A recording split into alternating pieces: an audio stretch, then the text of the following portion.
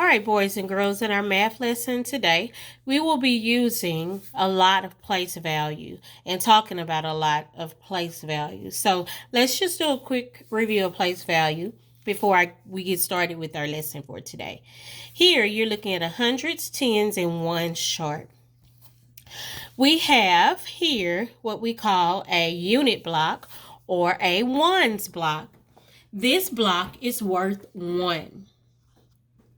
Here we have a tens block, sometimes called a tens rod, because it's long like a fishing rod. This block is worth 10 and we count it by 10.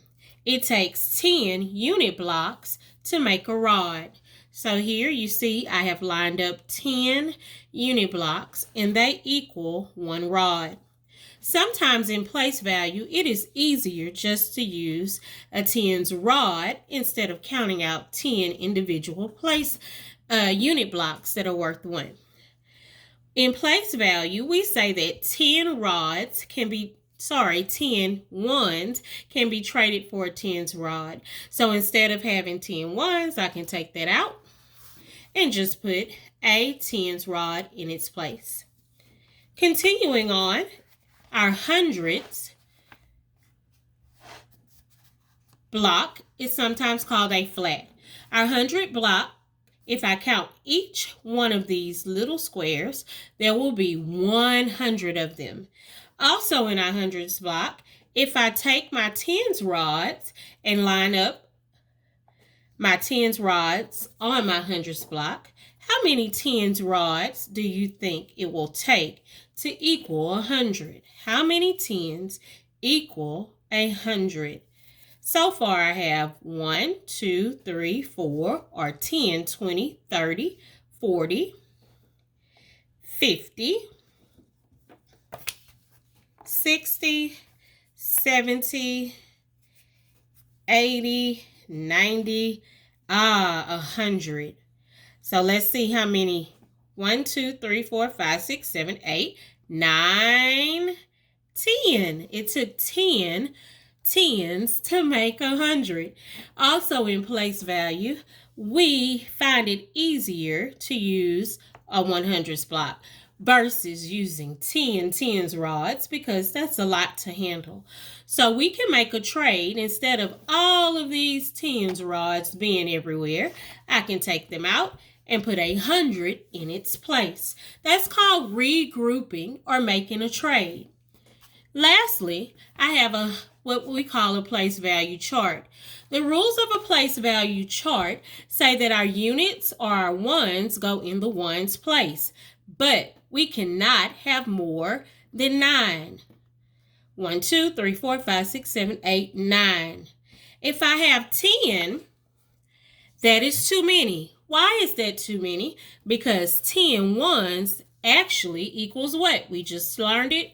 It equals a tens rod. So instead of leaving 10 ones there, I take them out and I trade it for a tens rod. Same thing in my tens place. Tens rods go in my tens place. But I cannot have more than 9 because what happens when I get more than 9 is I make the number 100. So here we are again with look at them crowded in the tens place. That's just too many. So instead of having 10 rods, I switch them out and put 100 in its place. That's called regrouping. Because 10 tens, it doesn't make sense to leave 10 tens because that really is 100. So I trade it out and put 100 in its place, okay? So in the hundreds place, the only thing I could have there is a hundreds block. And the same thing with the hundreds blocks. I cannot have more than 9. Once I have 10 or more, that is too much, okay? So we have to learn how to regroup. Look at that large stack. You probably can't even see it. Look at all those tens. If I have 10 groups of 100, look at all those hundreds, excuse me. If I have 10 groups of 100, what do you think that is equal to? Let's count and see. 100, 200, 300, 400, 500, 600, 700, 800, 900, 1,000, or 1,000. So I'm sure you've seen in your teacher's class, she has a thousands cube. All right, I don't have one today, but it looks just like this, a thousands cube.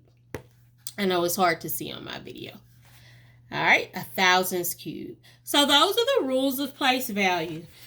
In each place, we have to use the correct place value or base 10 block. We have to use the correct block in each place. And if we get 10, we need to regroup because it actually makes another block.